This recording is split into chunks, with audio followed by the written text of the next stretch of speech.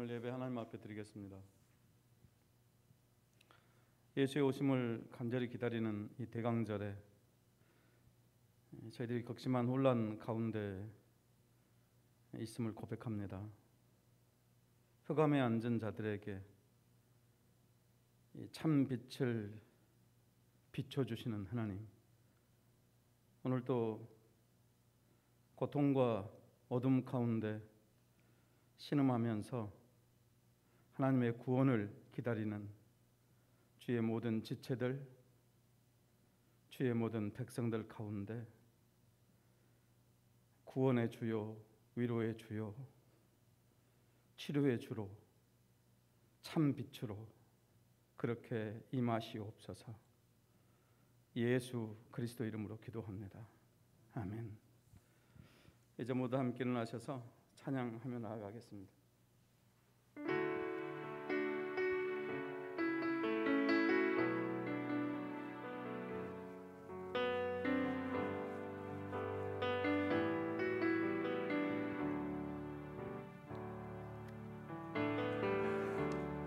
은혜 아니면 살아갈 수가 없네. 도움마저도 다 주의 것이니 세상 평안과 위로 내게 없어도 예수, 오직 예수뿐이. 은혜 아니면 살아갈 수가 없네. 은혜 아니면 살아갈 수가 없네. 보음마저도 다 주의 것이니 세상 평안과 위로 내게 없어도 예수, 오직 예수뿐이네.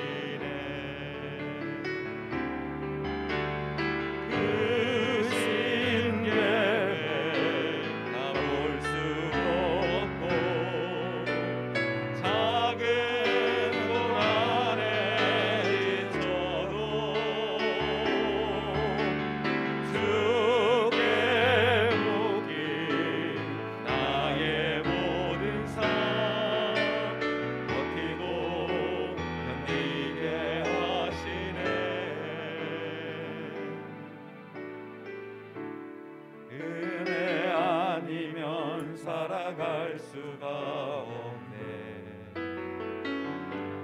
나의 모든 것 다 주께 맡기니 참된 평안과 위로 내게 주신 주 예수, 오직 예수뿐. 다시 한번 고백하며 나아갑시다. 은혜 아니면 살아갈 수가 없네.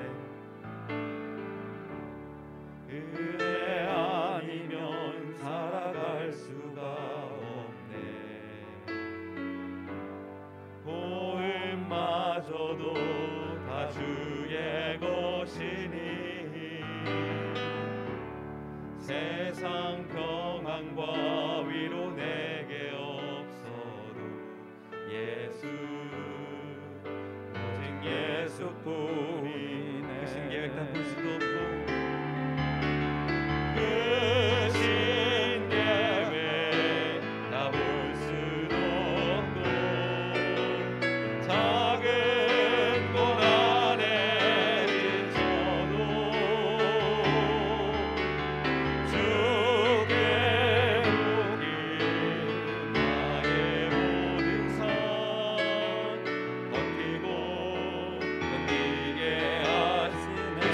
다 볼 수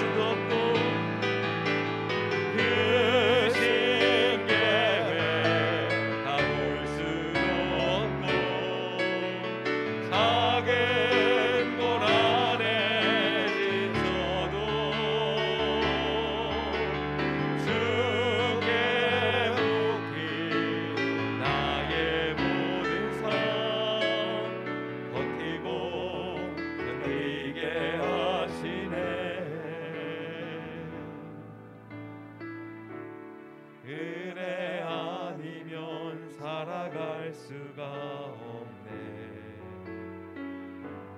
나의 모든 것 다 주께 맡기니 참된 평안과 위로 내게 주신 주 예수, 오직 예수뿐이네.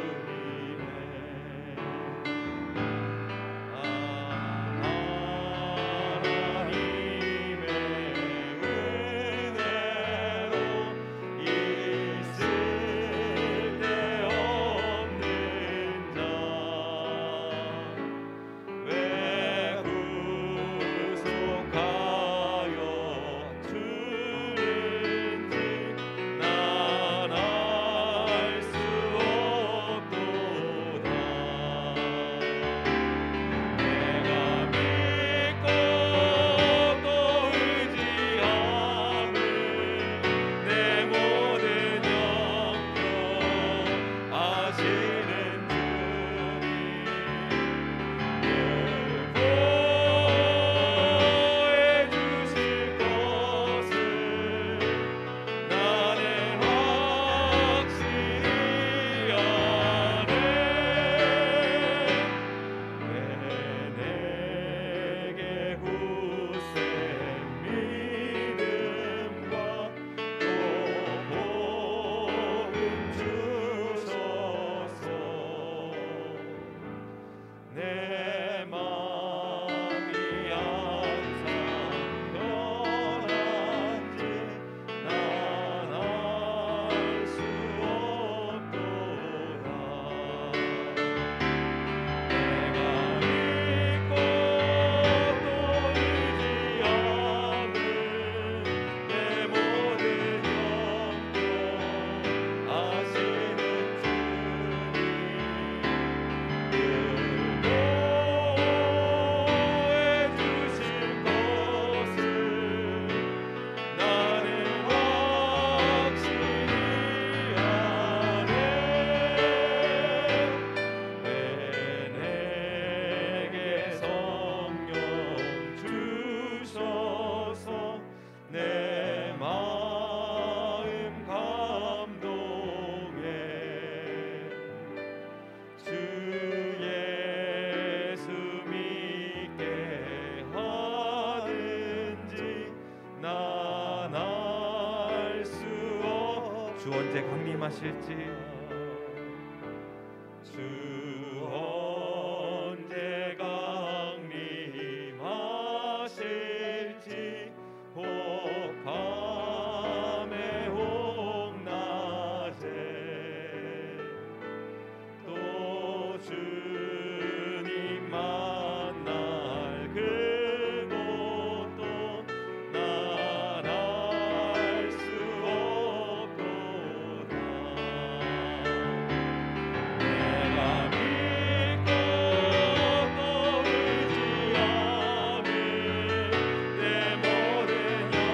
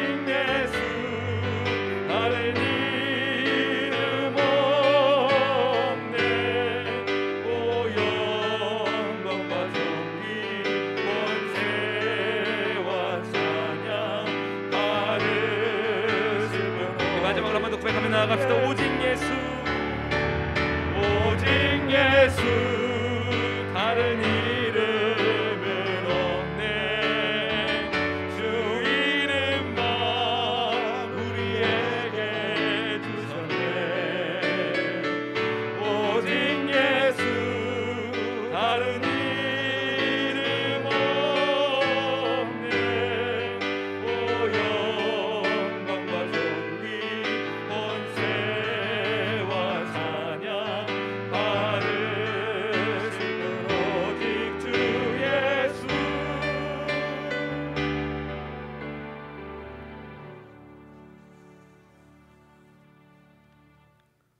이제 우리를 대표해서 김승현 신앙 고백 드리신 후에 사도신경으로 신앙 고백하신 후에 우리 김승현 장로님 우리를 위해서 기도 인도해 주시겠습니다.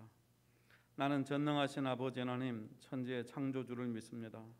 나는 그의 유일하신 아들 우리 주 예수 그리스도를 믿습니다.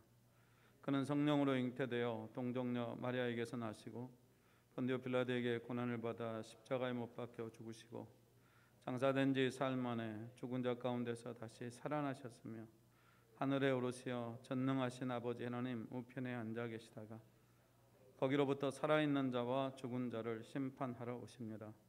나는 성령을 믿으며 거룩한 공교회와 성도의 교제와 죄를 용서받는 것과 몸의 부활과 영생을 믿습니다. 아멘.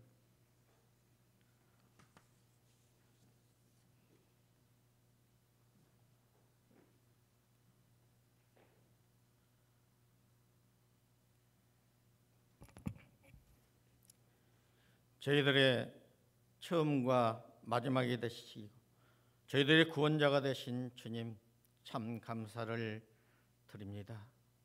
올해도 2020년 마지막 달이 되었습니다. 올 한 해도 주님의 은혜 아니고는 살 수 없었음을 이 시간 고백합니다. 저희들이 기쁠 때 함께 기뻐하여 주셨고 저희들이 슬플 때 함께 슬퍼하였으며 저희들이 힘들고 지쳐서 쓰러지고 넘어질 때 살며시 다가와 저희들의 손을 잡아주시고 일으켜 세워주신 주님, 이 모든 것이 주님의 은혜임을 이 시간 깨닫게 하여 주시옵소서. 사랑하는 주님, 주님께서는 너희들의 마음을 다하고 목숨을 다하고 뜻을 다하고 힘을 다하여 주 너희 하나님을 사랑하라 했으며 내 이웃을 내 몸과 같이 사랑하라고 말씀하셨지만 아버지 하나님 저희들 그 말씀을 감당하지 못하였음을 이 시간 고백합니다. 아버지 하나님 저희들의 허물을 주님 용서하여 주시옵소서. 아버지 하나님 이제 저희들의 눈높이를 높여 주셔서 저희 형제가 아파할 때 저희들이 함께 아파하게 하시고 저희 형제가 슬퍼할 때 같이 슬퍼하며 내 형제가 복음이 필요할 때 저희들이 담대히 나아가 주님의 복음을 전할 수 있는 신숙의 모든 성도들이 되게 도와주시옵소서. 아버지 하나님 이에도 얼마 남지 않았습니다. 올해도 저희들이 주어진 사명이 있습니다. 아버지 하나님 이가 가기 전에 아버지 하나님 이 모든 사명을 잘 마무리하게 도와주셔서 착하고 충성된 종아 내가 작은 일에 충성하였음에 나와 함께 낙원에 있으리라는 주님의 칭찬을 들을 수 있는 신숙의 모든 성도들이 되게 도와주시옵소서. 아버지 하나님 올해도 어려우고 힘든 상황에서 모습을 드러내지 않고 아버지 하나님 봉사하는 봉사자들이 많이 있었습니다. 아버지 하나님 그들의 마음을 위로하여 주시고 축복하여 주시옵소서. 아버지 하나님 내년에도 우리 신숙의 많은 주님의 종들이 필요합니다. 아버지 하나님 저희들에게 사명이 주어질 때 주님 내가 여기 있나이다 나를 써 주시옵소서. 주님 내가 여기 있나이다 나를 귀히 써 주시옵소서라는 믿음의 고백이 우리 신숙의 모든 성도들의 입에서 터져나올 수 있도록 인도하여 주시옵소서. 아버지 하나님 지금도 코로나 질병으로 인하여 아버지 하나님 불안과 두려움 속에 살고 있습니다. 이 나라를 이끌어가는 이정자들을 주님께서 기억하여 주시고 아버지 하나님 지혜를 허락하여 주셔서 아버지 하나님 이 난국을 잘 헤쳐나갈 수 있도록 인도하여 주시옵소서. 이들이 자기의 이익을 구한 것이 아니라 아버지는 국민을 위한 국민의 정치를 할 수 있도록 주님 통행하여 주시옵소서.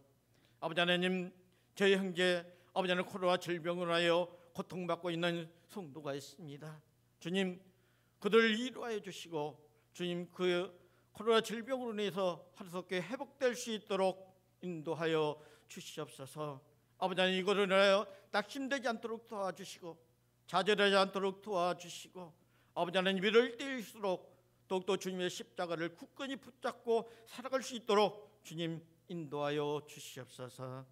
아버지 하나님, 오늘도 말씀을 가지고 다니셔신 우리 김대웅 목사님, 늘 영육간의 강건함으로 주님 붙잡아 주시옵소서. 이 시간 생명의 말씀을 선포할 때 아버지의 그 말씀이 우리 신숙의 모든 성도들의 가슴속에 깊이 새기게 하여 주셔서 아버지는 그 말씀으로 아버지는 어려운 이 세상을 잘 이기고 승리하는 십자가의 군병들이 될 수 있도록 인도하여 주옵소서.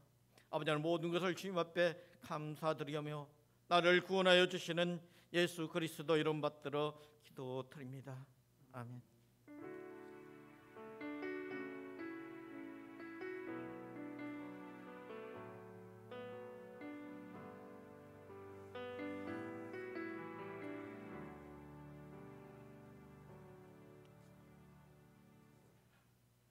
모두 함께 축복의 통로를 부르시면서 서로를 축복하겠습니다. 우린 하나님의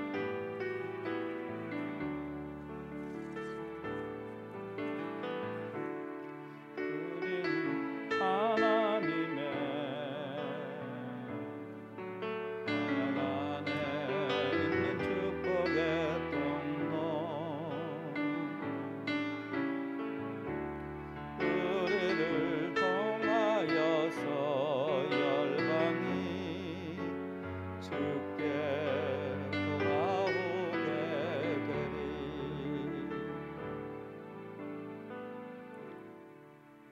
우리는 하나님의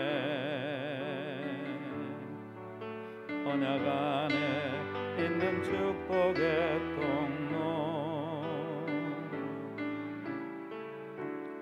우리를 통하여서 열방이 주께 예배하게 되리.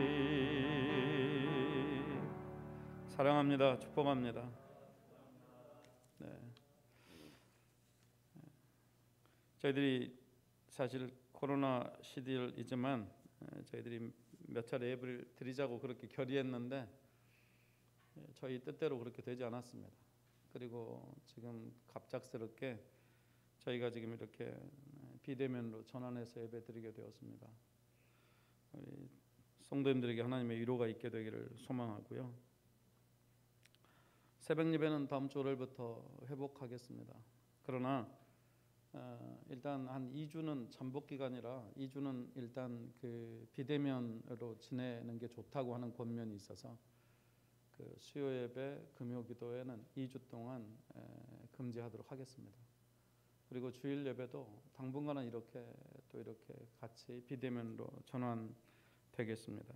여러분이 그렇게 기억해 주시면 좋겠습니다. 달력 여러분들 그 지난주에 배부되었는데요. 여러분들이 필요하신 분들은 연락해 주시고 더 가져가시면 되겠습니다.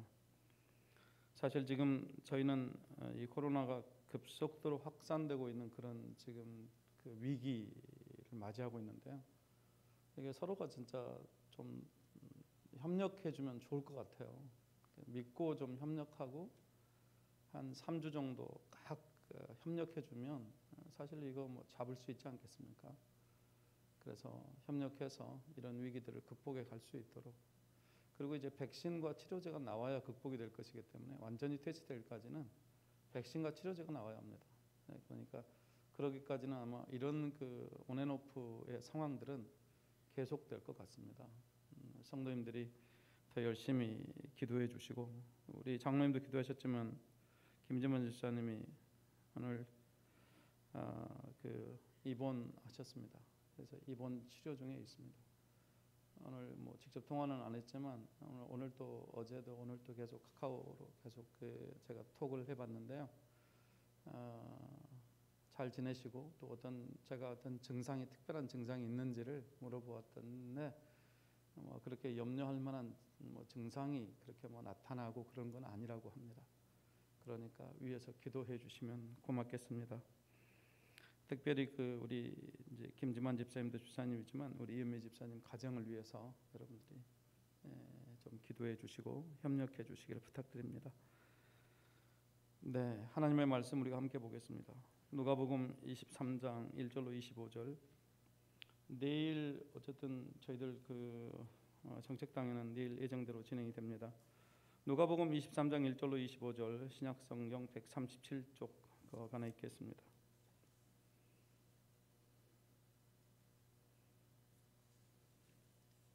우리가 한 절씩 교도하겠습니다. 무리가 다 일어나 예수를 빌라도에게 끌고 가서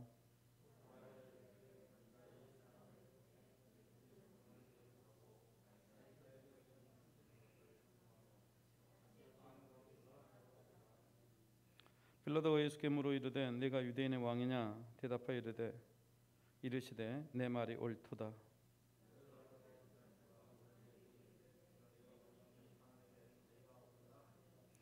우리가 더욱 강하게 말하되 그가 온 유대에서 가르치고 갈릴리에서부터 시작하여 여기까지 와서 백성을 소동하게 하나이다.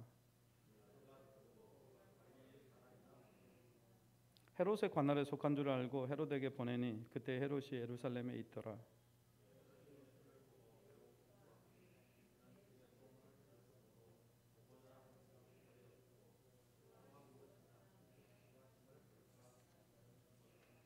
여러 말로 물으나 아무 말도 대답하지 아니하시니 헤롯이 그 군인들과 함께 예수를 업신여기며 희롱하고 빛난 옷을 입혀 빌라도에게 도로 보내니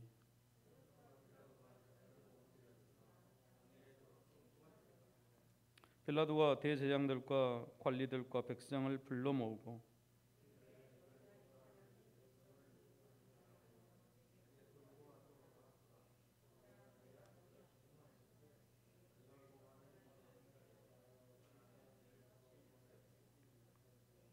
헤롯이 또한 그렇게 하여 그를 우리에게 도로 보내었도다. 보라, 그가 행한 일에는 죽일 일이 없느니라. 우리가 일제히 소리질러 이르되 이 사람을 없이 하고 바라바를 우리에게 놓아주소서 하니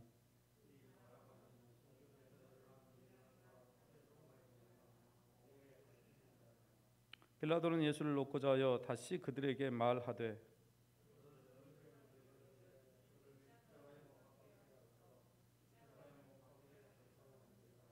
빌라도가 세 번째 말하되 이 사람이 무슨 악한 일을 하였느냐 나는 그에게서 죽일 죄를 찾지 못하였나니 때려서 놓으리라 하니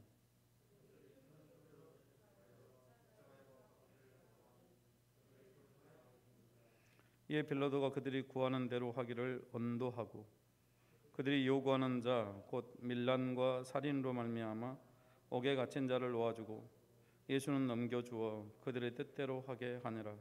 아멘. 예수께서 누가복음 18장 32절에서 제자들에게 이런 말씀을 예언하셨습니다. 인자가 이방 사람들에게 넘어가고 조롱을 받고 모욕을 당하고 침뱉음을 당할 것이다. 이 예언의 말씀처럼 예수께서 이방 사람들에게 넘겨져서 조롱받고 모욕당하는 내용들이 오늘 본문에 그려져 있습니다. 오늘 본문은 로마 총독 빌라도에게 끌려가서 재판받는 과정 그리고 또 헤롯에게로 다시 갔다가 빌라도에게로 다시 돌아오는 이런 과정들이 기록되어 있습니다. 주님은 이미 제자 가룟 유다에게도 배반당하시고 또 베드로에게는 세 번씩이나 모른다고 부인을 당했습니다. 그리고 이제 유대 공의회에서 지난주 우리 살펴본 대로 신문을 받으셨죠. 공회에서 유대인들은 예수를 죽이기로 결의했지만 문제는 저들에게 사형을 집행할 만한 그런 권리가 없었기 때문에 예수를 빌라도의 법정에 세우긴 합니다만 종교적인 죄라면 사실은 돌로 쳐서 죽이면 됩니다. 왜냐하면 돌로 쳐 죽이는 것은 굳이 공의회라고 하는 것을 요구하지 않기 때문에 그렇습니다. 신성모독죄 같은 죄는 그냥 돌로 쳐 죽이면 되는 거예요. 그럼에도 저를 이제 굳이 이 빌라도의 법정에 세운 이유는 나무에 달아 죽이기 위해서입니다. 나무에 달린 자마다 저주를 받은 자다라고 하는 성경의 말씀을 이루기 위해서죠. 이렇게 저들이 아주 주도 면밀한 자들이었던 것이죠. 유대 지도자들은 이제 빌라도의 법정에 빌라도에게 끌고 와서 예수를 고발할 때 세 가지 죄목을 들어서 예수를 고발합니다. 첫째는 우리 민족을 오도했다. 다시 말해서 백성을 선동하는 선동가였다라고 말하는 것입니다. 둘째는 로마 황제에게 세금 바치는 것을 반대했다. 그렇지만 사실 예수님께서 가이사에게 것은 가이사에게 바쳐라. 이렇게 말씀하시고 또 하나님의 것은 하나님께 드려라. 이렇게 말씀하신 적이 있습니다. 그러니 이들이 하는 말이 사실은 아니죠. 또 세 번째는 자칭 그리스도의 왕, 자칭 그리스도 왕이라고 했다는 것입니다. 빌라도는 유대 지도자들이 고발한 내용을 다 듣고 나서 이제 예수께 묻습니다. 당신이 유대인의 왕이요. 그러자 예수께서 대답하시죠. 그대가 그렇게 말하고 있어. 이 장면을 이 누가복음은 아주 그냥 이렇게 지나가고 있지만 좀 이렇게 병행구절인 요한복음에 보면 요한복음에서는 빌라도가 이렇게 묻습니다. 당신이 유대인 왕이요? 예수께 되묻습니다. 예수께서 이 빌라도에게 당신이 하는 그 말은 당신의 생각에서 나온 말이요 그렇지 않으면 나에 관하여 다른 사람들이 말하여 준 것이요. 빌라도가 또 말하죠. 내가 유대 사람이란 말이요 당신의 동족과 대제사장들이 당신을 나에게 넘겨주었소. 당신은 무슨 일을 하였소? 지금 당신이 얼마나 잘못했으면 이들이 지금 이렇게 당신을 나에게 고발하는 것이요? 이렇게 묻습니다. 그러자 예수께서 대답합니다. 내 나라는 이 세상에 속한 것이 아니요. 이것은 왕과 관련된 얘기를 하는 거죠. 나의 나라가 세상에 속한 것이라면 나의 부하들이 싸워서 나를 유대 사람들의 손에 넘어가지 않게 하였을 것이요. 그러나 사실로 내 나라는 이 세상에 속한 것이 아니요. 지금 당신의 관심은 내가 이 세상의 왕이고 왕이라고 하면 왕은 이미 있는데 또 다른 왕이 있다고 하면 이것은 분명히 백성들을 선동하고 이 사회 체제를 어지럽게 하는 그런 인물이다 라고 하는 당신의 관심은 아마 거기 있을 텐데 나는 그런 염려는 안 해도 됩니다. 나는 이 세상의 왕으로 온 사람이 아니요. 당신이 생각하는 그런 세계의 왕이 아니요 라고 대답한 것입니다. 그러니까 내 나라는 세상에 속한 게 아니다. 그러니 네가 염려할 바는 아니다. 여러분 하나님 나라가 세상 나라와 같지 않죠. 세상은 보면 힘 있는 자가 갑질합니다. 하지만 하나님 나라는 힘 있는 자는 연약한 사람을 섬기는 그런 나라입니다. 하나님 나라는 그래서 억울함이 없어요. 한숨이 나올 수가 없습니다. 거기에 슬픈 눈물이 있을 수가 없는 거죠. 해치거나 또 그것 때문에 상처를 입거나 하는 일이 없습니다. 이사야에 보면 어린 아이가 젖먹는 어린 아이가 이 독사굴에 손을 놓고 장난을 쳐도 독사가 물지 않는 나라다. 그러니까 독사도 있어요. 하지만 물지 않습니다. 다른 원리에 의해서 움직여지는 거라는 거죠. 여러분 어린 양과 사자가 함께 뒹구는 그런 나라. 이게 지금 평화를 상징하는 건데요. 지금처럼 약육강식의 나라가 아니라 이 세상처럼 그런 원리가 작용하는 나라가 아니라 하나님의 나라는 이 세상의 가치와는 다른 가치로 움직여지는 나라다라고 하는 것이죠. 주님이 그 포도원지기 일하는 일꾼 품삯을 주는 그런 비유에서 아침 일찍 와서 일했던 사람부터 저녁 오후 5시 와서 1시간 일했던 사람에게 다 똑같이 하루 품삯을 주죠. 이거는 일한 싹스를 받는 것이 아니라 물론 일한 싹스를 받는 거죠. 그렇지만 하루 종일 일하고 받는 그것이 정당한 품삯이라면 하루 종일 일하고 받는 것이 정당한 품삯인데 거긴 하나님 나라는 뭐 12시에 온 사람, 1시에 온 사람, 3시에 온 사람, 심지어 5시에 온 사람들도 일하고 이 품삯을 받아갑니다. 그러니까 포인트가 내가 일하는 것에 대한 보상을 받는 나라, 이것이 우리가 사는 세상에서의 가치와 논리라고 하면 하나님 나라는 꼭 그렇게 운영되는 나라가 아니다. 하나님 나라는 그냥 은혜로 주어지는 나라다라고 그렇게 설명하고 있는 것입니다. 유대 지도자들이 빌라도에게 와서 예수가 반역을 깨었기 때문에 죽어서 마땅한 자다라고 고발을 했지만, 여러분, 빌라도가 로마 총독입니다. 로마 총독이면 배울 만큼 배우고 또 지도력, 또 법 이런 쪽에 대단히 해박한 사람이라고 우리가 전제로 그런 이해를 가지고 있어야만 합니다. 더욱이 유대인들은 세상에서 가장 지배하기가 까다로운 민족으로 소문이 나 있습니다. 그래서 그 당시의 말이 유대를 잘 다스리면 로마를 다스린다라는 말이 있을 정도였습니다. 그런데 자, 그렇게 그런 유대인들을 상대해서 유대를 다스리려면 그 로마의 총독이 날마다 보고를 받지 않았겠습니까? 지금 우리나라에서 우리나라를 다스렸던 그런 그 독재자들은 거의 매일 보고를 받습니다. 요즘엔 뭐 사찰이 문제가 되곤 하지만 그 사찰이 일상화되던 시절이 있었어요.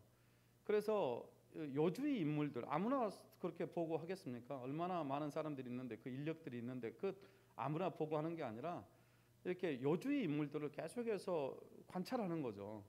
그러니까 지금 유대 사회에서 갑자기 선풍적인 인기를 끌고 많은 사람들이 지금 그를 따라다닌다고 하면 당연히 보고 대상이었겠죠. 그러면 먼저 그가 어떤 행동을 했는지, 누구를 만났는지, 또 그 사람의 성향이 어떠한지는 매일처럼 보고되었을 것입니다. 그러니까 굳이 저들이 뭐라고 안 해도 그 지역을 다스려야 하는 그런 집정관으로서 보고되어진 일들이 많이 있었을 거예요. 그런데 이제 유대인들은 로마에 대해서 대단히 적대적인 그런 적대감을 가지고 있는 사람들입니다. 또 제가 말씀드렸지만 유대 사회는 민주 사회가 아니에요. 지금도 역시 이 종교 사회입니다. 그러니까 종교법의 그 사회법이에요. 종교법이라고 하는 걸 가지고 있는 아주 종교법이 사회법이 된 사회들이 얼마나 이게 이 외부 사회와 많이 단절되어 살아갑니까? 그 유대인들이 로마인들을 좋아하지 않습니다. 그런데 그들이 갖고 온 제목이 뭐냐면, 지금 이 백성들을 선동해 가지고 로마에 대항하려고 한다. 만일 여러분 생각해 보십시오. 로마의 적대적인 감정을 가지고 있는 사람들이 그런 것을 로마한테 고발할 리가 있겠습니까? 절대 고발하지 않겠죠. 그런데 그런 이유로 고발을 한다면 이거는 뭔가 지금 이게 내부적인 문제지, 이게 진짜 로마가 문제가 있어서 이걸 가져온 것이라고. 이 빌라도는 그렇게 어리석은 사람이 아닙니다. 그래서 어리숙한 사람이 아니기 때문에 그들이 한 말을 액면 그대로 절대 듣지 않죠. 그래서 그래, 당신들은 이제 그런 죄목으로 그렇게 나한테 고발을 하는데, 자, 이제 빌라도는 말하기를 오늘 세 번씩이나 나는 그에게서 죄를 찾지 못하겠다라고 말합니다. 4절에 보면 내가 보니 이 사람에게 죄가 없도다. 죄가 없대요. 또 14절에서 보면 너희가 이 사람이 백성을 미혹하는 자라 하여 내게 끌고 왔도다. 보라, 내가 너희 앞에서 신문하였으되 너희가 고발하는 일에 대하여 이 사람에게서 죄를 찾지 못하였고, 죄를 찾지 못했다고 말하고 있습니다. 또 22절에도 이 사람이 무슨 악한 일을 하였느냐, 나는 그에게서 죽일 죄를 찾지 못하였나니 때려서 놓으리라. 이렇게 죽일 죄를 찾지 못했다고 하는 것을 3차례나 반복해서 말하고 있습니다. 하지만 죄가 없는데 왜 때려서 놓겠다고 했느냐? 지금 유대인들이 대단히 예수에 대해서 적대적이라는 것쯤은 알고 있었습니다.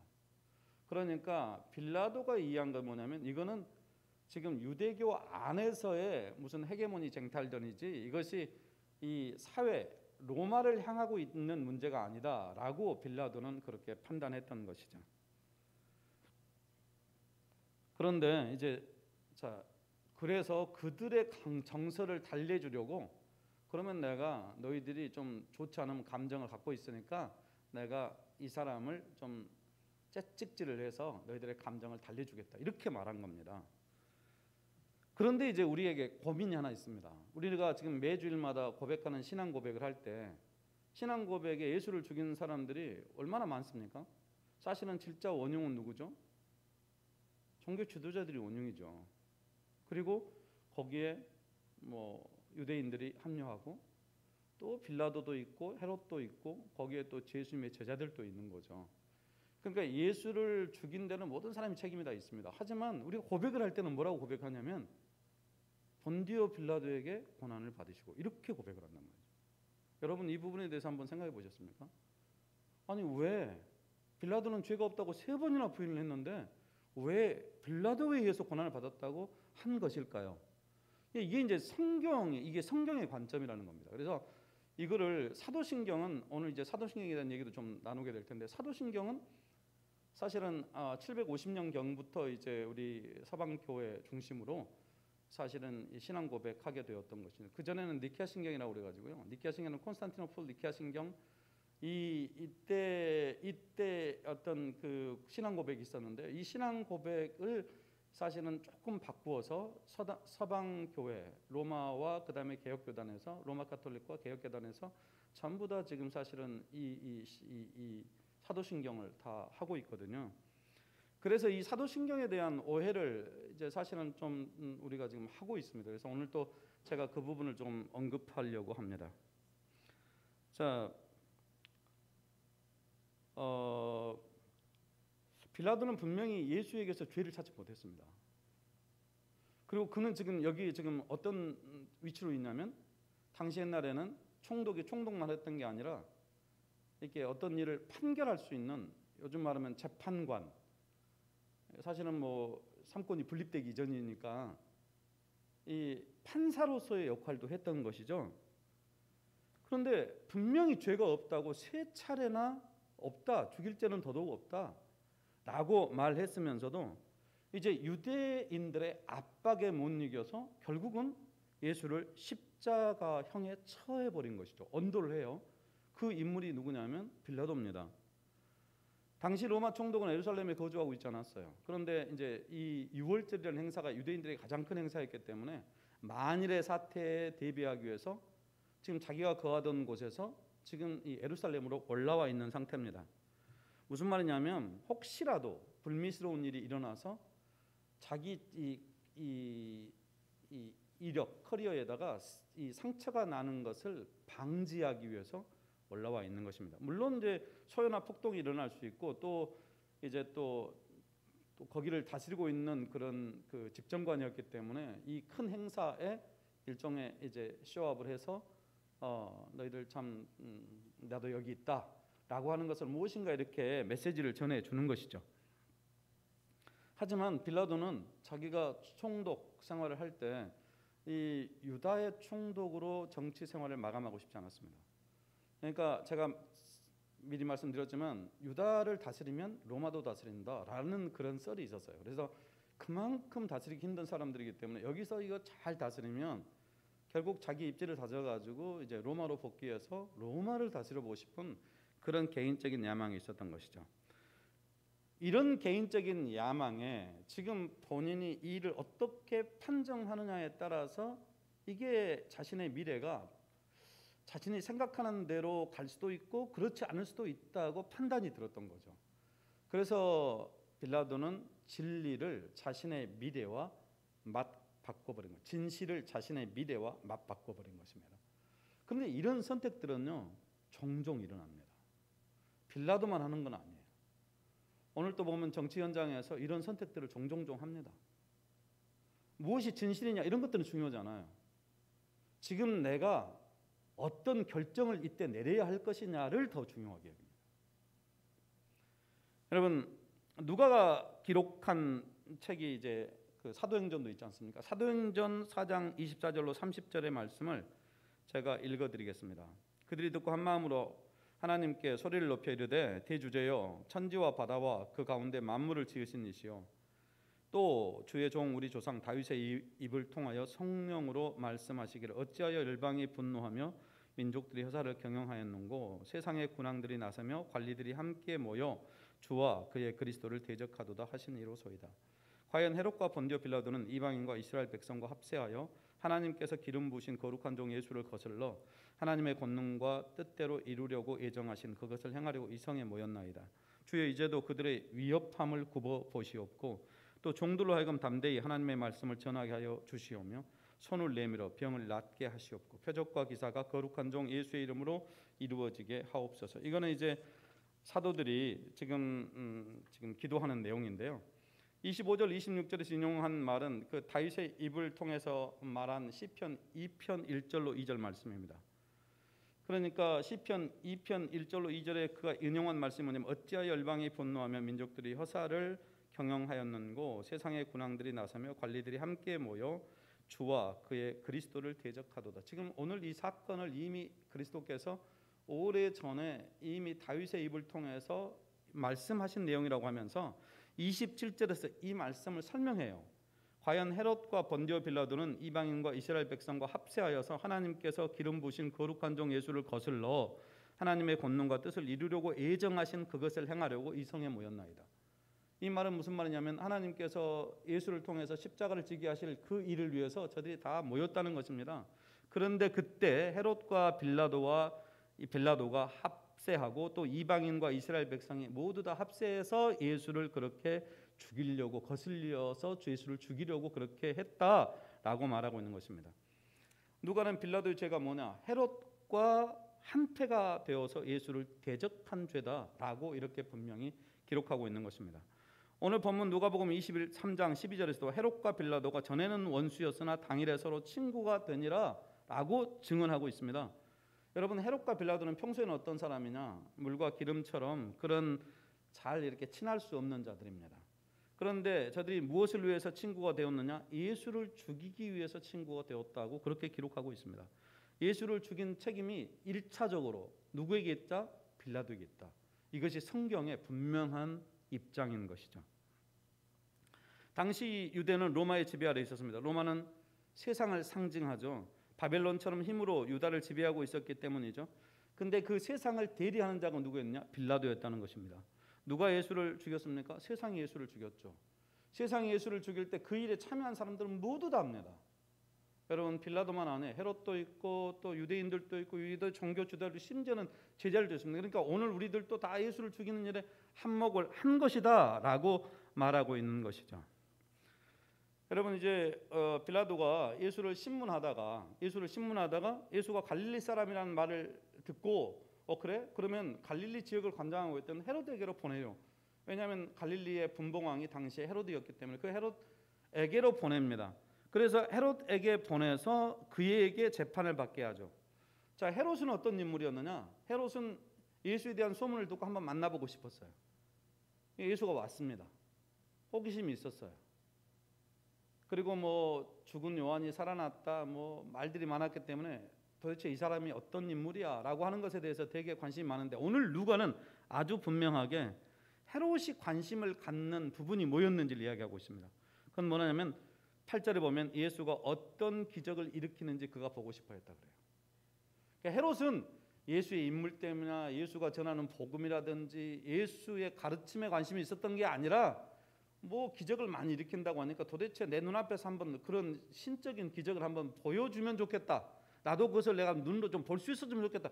이런 정도의 그런 관심을 가지고 오늘 예수를 만나려고 했던 것이죠. 예수는 헤롯이 어떤 인물인지 너무나 잘 알았습니다. 그래서 헤롯에게는 아예 말을 섞지 않아요. 헤롯이 물어도 대답도 안 하고요. 뭐냐면 헤롯하고는 도무지 이야기할 대상이라고 여기지 않았던 것이죠. 그러니까 뭐 이렇게 물어보고 저렇게 물어봐도 대답을 하지 않는 겁니다. 헤롯이 이제 예수를 그냥 모욕하고 조롱하다가 예수에게 그 홍포 옷을 입혀서 빌라도에게 내어 보내죠. 이거는 조롱입니다. 그러니까 네가 그렇게 대단하다며 왕이라며. 그래서 유대인의 그 왕 예수라고 하는 말이 자칭 유대인의 왕, 유대인의 왕 예수라고 썼지만 사실은 그게 자칭 유대인의 왕이라는 뜻입니다. 예수님을 유대인의 왕이라고 하는 그런 그 제목으로 달아서 죽일 수는 없는 거잖아요. 그런데 그가 평소에 자기가 왕이라고 했다라고 하는 사실을 강조하기 위해서 유대인의 왕 예수 그리스도 그렇게 적은 겁니다. 여러분, 그런데 유대인의 왕이면 왕들이 입었던 그런 홍포 빨간 옷 그것을 입혀보낸 거예요. 이건 조롱이죠. 여러분, 그런데 빌라도가 그렇게 돌아온 예수를 향해서 15절에서 뭐라고 하냐면은 자, 헤롯도 예수에게서 죄를 찾지 못하고 나에게 그저 보냈다. 그의 제목을 찾지 못했다. 보라, 그가 행한 일에는 죽일 일이 없느니라. 이렇게 빌라도가 그가 죄가 없다는 사실을 헤롯의 재판 과정을 통해서 그 결과적으로 그렇게 선언합니다. 자, 그런데도 예수를 누가 죽였느냐라고 질문하면 여러분 성경은 누가 죽였다고 얘기하고 있다고요? 빌라도예요. 빌라도에게 일차적인 책임이 있다. 여러분, 물론 예수님의 제자들이 배반하고 부인했습니다. 유대 종교 지도자들, 이 사람들이 사실은 진짜 예수를 죽인 데는 1등 공신이죠.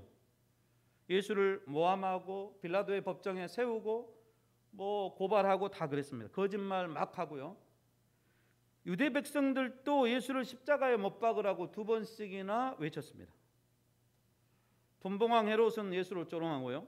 빌라도는 자신의 야망과 예수를 맞바꾸어 버렸습니다.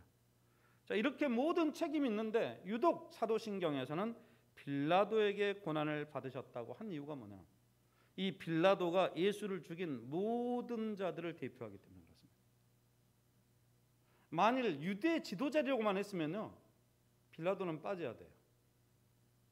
빌라도가 거기에 들 수 있겠습니까? 근데 이방인인 빌라도가 거기에 들었으면 유대인들이 안 빠질까요? 당연히 유대인도 들어갑니다. 그리고 유대인의 입장에서 그 관점에서는 세상을 나눌 때 유대인과 이방인이 있을 뿐이에요. 그런데 오늘 이방인과 유대인들이 전부 다 합작을 해서 서로 협력해 가지고 예수를 죽이는 일이 하나가 되었다고 말하지 않습니까?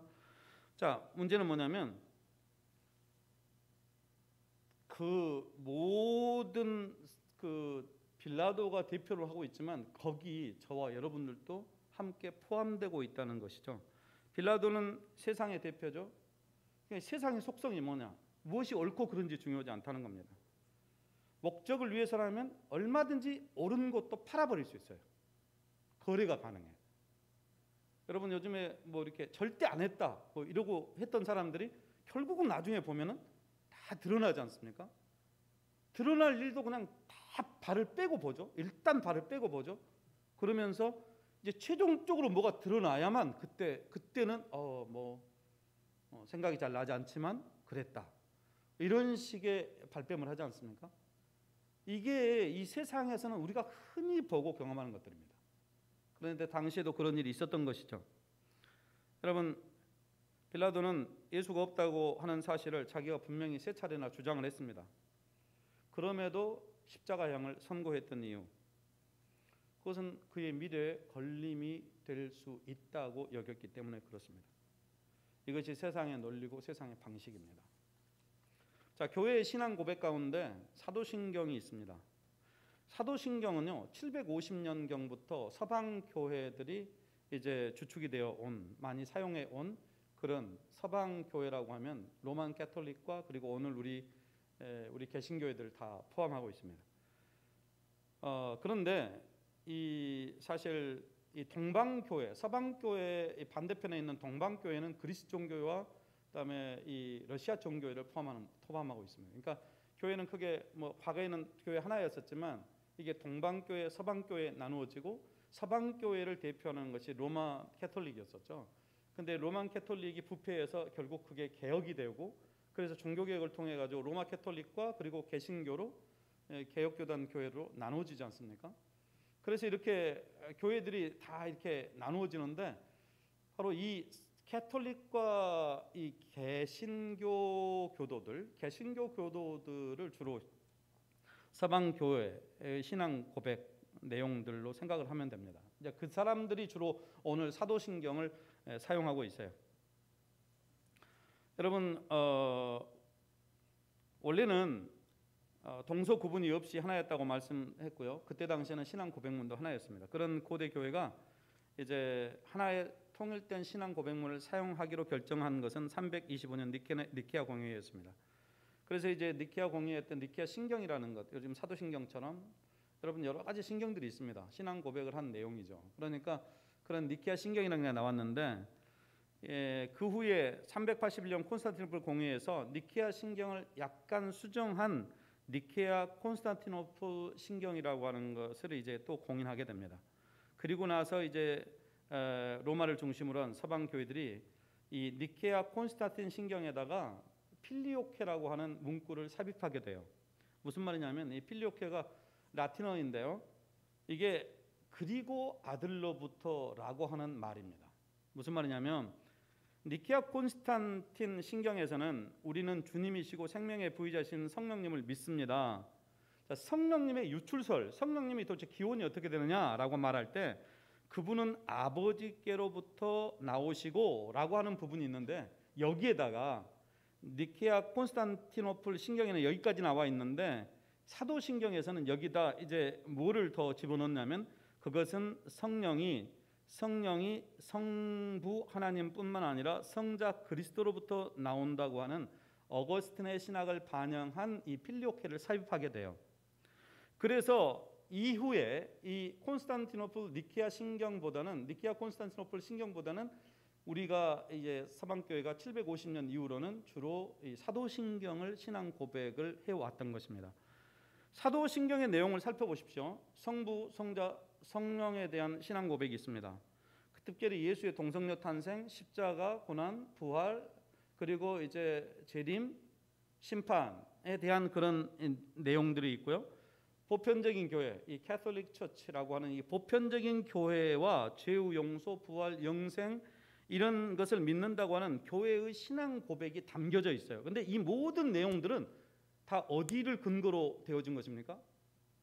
성경에서 나온 거예요. 성경에서 발췌해가지고 성경에서 만들어 놓은 것입니다. 그런데 이단들은 이제 이 캐톨릭 처치라고 하는 이 말을 그냥 좀 로만 캐톨릭 처치로 그렇게 해석을 하는 거죠. 마치 이 모든 개혁교단들이 천주교를 믿는다고 고백한다고 그렇게 오해를 합니다. 아닙니다. 캐톨릭 처치라고 하는 것은 이 보편적인 교회라는 뜻입니다. 자, 교회는 그리스도의 몸이죠. 여러 교회로 다 나눠져 있어요. 이거 교회의 머리는 그리스도 혼자뿐이고, 그리고 이제 모든 우리가 다 지체들이죠. 그래서 지역 교회들이 많지만 결국은 따지고 보면 우리가 교회들로 흩어져 있긴 하지만 그리스도를 머리로 한 모든 교회들은 하나의 교회다라고 고백을 합니다. 하지만 그 교회 안에 이제 질서가 있죠. 그러니까 교회 안에 이 교회를 이루고 있는 네 가지 속성들이 있는데요. 오늘 여기 보편적인 교회가 돼야 되고, 하나의 교회가 되고, 사도적인 교회가 되고, 거룩한 교회가 돼야 되는데 이 내용들이 다 담겨져 있는 것이죠. 우리가 구별된 자들이잖아요. 죄로부터 구별하고 세상으로부터 구별해서 교회를 만들었습니다. 자, 그러면 성령의 가르침을 따라서 저와 여러분들이 거룩하게 살아야죠. 그렇게 살아야 할 책임이 있는 것입니다. 정욕과 부패와 복음을 위해서 저희들이 싸움을 싸워야 할 사람들인 것입니다. 자, 그 다음에 또 보편적인 교회라고 하는 것은 교회 안에 어떠한 사람들도 용납되어야 돼요. 복음 안에서. 교회 안에 남성, 여성 차별이 있을 수 없습니다. 인종, 또 피부색 이런 차별이 있을 수 없어요. 누구에게나 열려 있어요. 그래서 여러분, 이 보편적인 교회는 누구에게나 환영을 받는 교회가 되어야죠. 여러분, 무슨 한국인만의 교회 또는 무슨 언어 사용 때문에 우리가 편리해서 그러는 거지, 우리 교회는 절대 한국인 외에는 다른 사람이 와서는 안 돼, 이런 교회에 있을 수 없어요. 그래서 모든 교회 안에는 다른 언어권에 있는 사람들도 들어와서 같이 한 교회는 되잖아요. 인종도 다르고 또 국적도 달라도 하나의 교회가 되어줄 수 있는 것은 이 교회가 추구하는 이 보편적인 교회로서의 이런 가치를 지향하기 때문에 그렇습니다. 뿐만 아니에요. 마지막으로 사도적인 교회, 사도의 가르침이 있는 교회, 사도적인 가르침이 전승되는 교회인 것입니다. 그러니까 이 네 가지 내용들이 이게 뭐 그냥 만들어진 것이 아니라 콘스탄티노플 회의에서 결정되어진 이 교회에 대한 이해를 가질 때 이런 네 가지 내용들을 교회가 가지고 있어야 한다라고 하는 것들이 다 논의된 것입니다. 그리고 이것은 모든 신학자, 종교개혁자 이런 분들이 전부 다 인정하고 받아들이는 내용들인 것이에요. 그런데 이제 사도신경을 문제 삼는 사람들이 있습니다. 오늘도 말하자면 이 캐톨릭 처치라고 하는 말을 그냥 그거 천주교를 믿는 거야? 라고 그렇게 말하는 사람들, 하나님의 교회 있잖아요. 여기 장길자 하나님의 교회, 거기를 또 사도신경 문제 삼습니다. 뿐만 아니라 말씀 보존학회에서도 사도신경이 이 로만 캐톨릭의 신앙 고백이라고 그렇게 비판을 합니다. 여러분, 사도신경은 로만 캐톨릭만 아니라 정교회, 개혁교회가 받아들이고 있는 대표적인 신앙 고백입니다. zwingli, 캘빈, 루터를 비롯해서 종교개혁자들, 정통개혁교회 신학자들 모두가 인정하고 수용한 성경을 근거로 하고 있는 신앙 고백이에요. 무슨 말이냐? 초대교회로부터 지금까지 교회는 계속해서 이단들의 공격을 받아왔습니다. 그러니까 거짓 교사들의 공격이 있었어요. 교회 안에서 이렇게 여러분 이렇게 밭에 무슨 씨앗을 뿌리면 그 씨앗과 비슷한 풀이 자랍니다.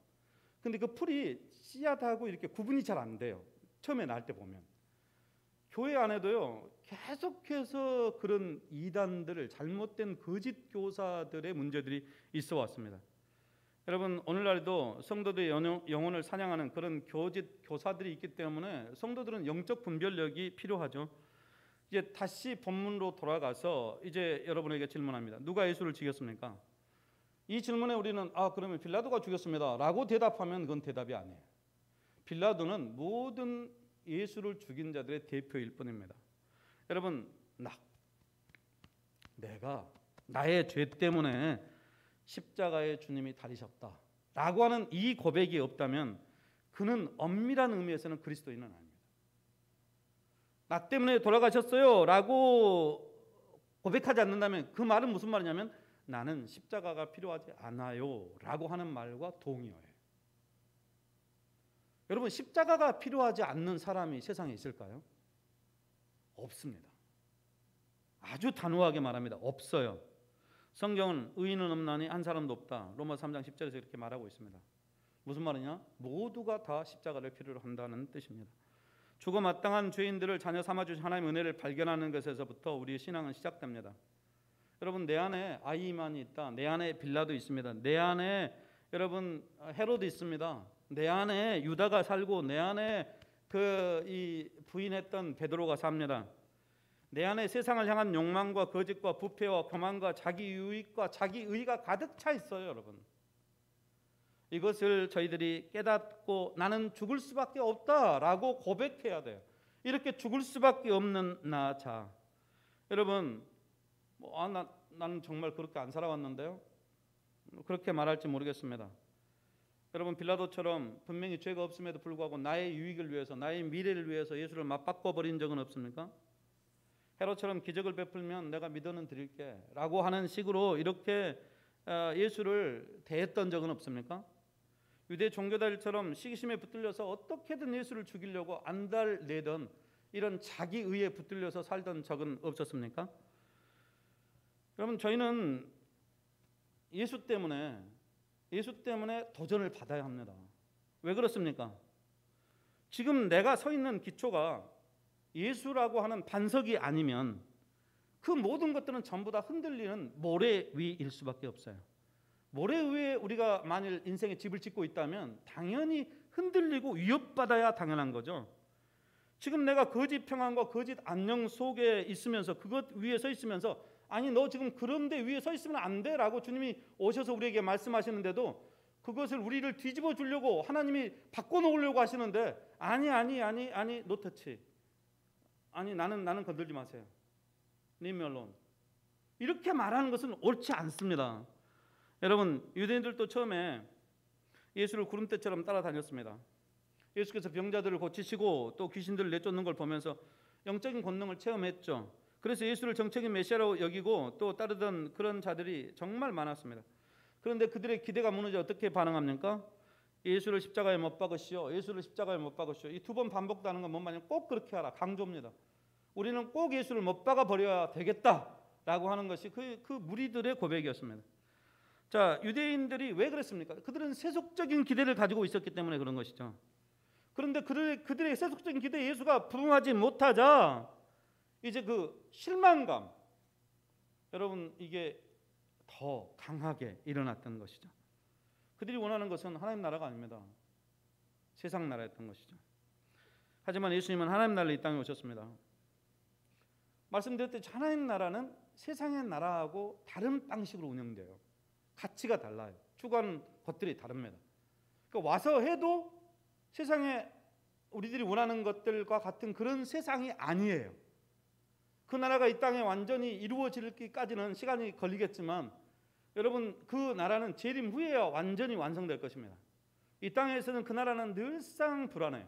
오히려 이 세상에서 도전받고 계속해서 흔들립니다.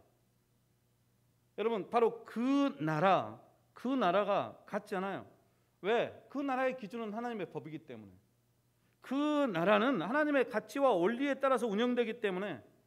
그런데 하나님을 잘 아는 유대인들은 그걸 알지도 못하고 꿈꾸지도 못했던 거죠. 이게 아이러니 아니겠습니까? 자, 오늘 본문을 통해서 누가가 우리에게 주고 싶은 메시지 이것입니다. 자, 우리의 주가 되시는 예수께서 우리를 살리기 위해서 자기 자신을 우리에게 내주셨다는 거죠. 유대인도 세상도 심지어는 제자들까지도 예수를 아는 일에 있어서는 무지했지만, 그 무지하니까 예수를 제대로 따른 적이 없겠죠. 제대로 예수의 그런 그 은혜와 사랑에 반응할 수가 없었겠죠. 그런데 그런 자들을 위해서 하나님은 아들을 내주셨다는 사실입니다. 우리의 신실함 때문에가 아닙니다. 우리가 믿음으로 반응했기 때문도 아닙니다.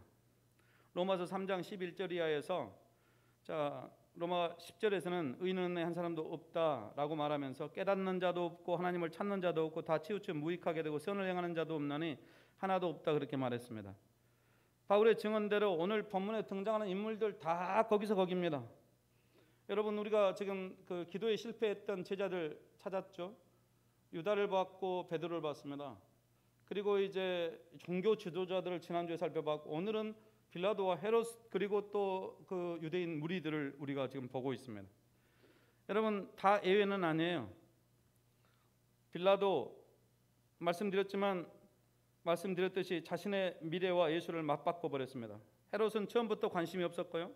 유대 종교 지도자들은 시기심에 눈이 멀어서 예수를 죽이는 일에만 혈안이 되어 있었습니다. 문제는 오늘 예수를 따르는 저희들도, 이 모든 일을 성경을 읽고 아는 저희들도 별로 다르지 않다는 것입니다. 예수를 제대로 알고 믿음으로 반응한 사람, 성경에서 제대로 찾아보기가 어렵습니다. 그런데 성경은 뭐라고 말하냐면, 그럼에도 불구하고 아들을 십자가에 내주셨다. 그 하나님의 사랑이 오늘 저와 여러분을 붙들고 있다. 다 개찐도찐이다. 여러분, 이게 다 거기서 거기에요. 다 똑같아요. 뭐 빌라도니 헤롯이니 또 종교 지도자들이 심지어는 제자들도 지금 누가 하고 싶은 말이 그거예요. 다 똑같다. 그럼에도 불구하고 하나님이 우리를 사랑하셔서 하나님의 아들을 우리에게 내주셨다. 자, 그러면 이 은혜를 입은 우리가 지금 해야 될 일은 뭐냐? 믿음으로 반응하는 거다. 우리는 예수를 알려고도 하지 않고 알지도 못했던 그런 죄인들이었습니다. 그런데 하나님의 사랑과 우리를 향한 하나님의 그 구원에 대한 작정이 우리를 구원했다라고 말하고 있습니다. 여러분, 믿을 만한 사람은 세상에 아무도 없어요. 다 똑같아요. 도끼인 개긴 다 거기서 거깁니다. 그런데 예수께서 이루신 것은 이런 자들을 구원하셨다는 사실입니다. 그래서 누가가 말하는 거예요. 에베소서 이제 바울이 2장 5절로 6절에서 이렇게 말하죠. 범죄로 죽은 우리를 그리스도와 함께 살려주셨습니다. 여러분은 은혜로 구원을 얻었습니다. 하나님께서 그리스도 예수 안에서 우리를 그분과 함께 살리시고 하늘에 함께 앉게 하셨습니다. 범죄로 죽은 저와 여러분을 살려주셔서 하나님의 은혜로 구원받은 자들이 바로 저와 여러분이다. 그러니까 우리는 다 죽은 자들이었다. 자, 죽은 자는 속성상 반응할 수가 없다. 죽어 있었기 때문에 복음에 반응할 수 없었고 하나님의 말씀에 반응할 수가 없었다. 빌라도도 죽어 있었기 때문에, 살아있는 것처럼 보여도 죽어 있었기 때문에 복음에 반응할 수가 없었다. 진리신 예수를 보아도 반응할 수 없었다. 헤롯도 진리신 예수를 만났는데도 반응할 수가 없었다. 또 종교 지도자들도 진리신 예수를 만났는데도 그들은 제대로 반응할 수가 없었다. 죽어 있었기 때문이다 라고 말하는 것입니다. 죽어 있었다. 여러분, 이제는 그런 우리들을 살리셨다는 것입니다. 그리스도께서 살려주셨다. 그러니까 은혜로 구원을 받은 저와 여러분들이 해야 될 일이 뭐냐? 자, 그러면 이제는 우리가 주님에게는 반응하지만 우리가 세상에 대해서는 죽은 자가 되어, 바울처럼 세상으로 상징되어지는 돈, 명예, 부, 쾌락 반응할 수 없는 자들이 되어야 한다. 거기에 대한 우리들이 죽은 자가 되고 예수와 하나님에 대해서는 산 자가 되어야 한다. 거기에 믿음으로 반응하는 자가 되어야 된다. 바울이 말하고 싶은 것이 있습니다. 오늘 내 안에도 빌라도와 헤롯이 살고 있습니다. 그런 자들을 은혜로 하나님의 자녀 삼아 주셔서 저희들의 신분과 소속이 달라졌습니다. 진노의 자녀였던 자들이 하나님의 자녀가 되고 하나님께 속한 자들이 되었습니다. 그렇기 때문에 믿음으로 반응하는 저와 여러분 다 되시기를 주님의 이름으로 축복합니다. 함께 기도하겠습니다. 하나님, 우리가 이미 범죄로 죽은 자들이었던 것을 저희 믿음으로 고백합니다. 그럼에도 하나님의 은혜로 새 생명을 얻어서 하나님을 예배할 수 있게 해주신 것 정말 감사드립니다. 하오니 저희들도 이제 믿음으로 주님에게 주의 말씀에 복음에 반응하게 해 주시옵소서. 예수 그리스도 이름으로 기도드립니다. 아멘.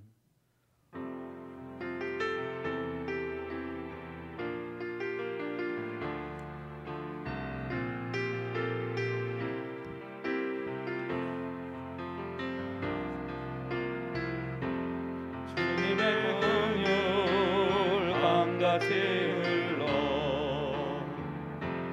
메마른 이 땅 살아나리라. 거친 광야에 꽃이 피어나는 그날 우리는 보게 되리라. 생명의 바람 이 땅 불어와 메마른 뼈들 살아나리라. 죽었던 영혼 주께 노래하는 그날 우리를 보게 되리라. 기뻐하라 나의 영혼아. 생명의 주 곧 오시네. 기뻐하라 나의 영혼아. 우리 주 곧 오시네. 우리 주 곧 오시네. 함께 기도하겠습니다. 하나님, 오늘 또 예배자로 세워주셔서 감사합니다. 코로나가 극성을 부리는 이때 저희가 계획할지라도 그 계획을 이루시는 분이 하나님이심을 믿음으로 고백합니다. 고아오니 예배자들이 영과 진리로 예배하게 하시되 그리스도 예수의 보혈을 의지하고 하나님 앞으로 나오게 하여 주시옵소서. 하나님, 저희는 죄로 죽어 마땅한 자들이었습니다. 그런 자들을 하나님의 은혜로 자녀 삼아 주시고 경배와 찬양으로 하나님을 예배하게 하시니 감사합니다. 이 시간 주께 구합니다. 믿음으로 주를 높여 경배하게 하시옵소서. 저희 안에 연약한 이들이 있습니다. 여호와여, 내 이름을 경외하는 너희에게는 공의로운 해가 떠올라서 치료하는 광선을 비추리니 너희가 나가서 외양간에서 나온 송아지같이 뛰리라 하신 말씀처럼 주의 이름을 경외하는 모든 이들에게 여호와의 공의로운 해가 떠올라 치료하는 광선을 비춰주셔서 외양간에서 나온 송아지처럼 기쁨으로 뛰는 은혜가 있게 하여 주옵소서. 특별히 김지만 집사님 기억하여 주시고 회복을 명하여 주옵소서.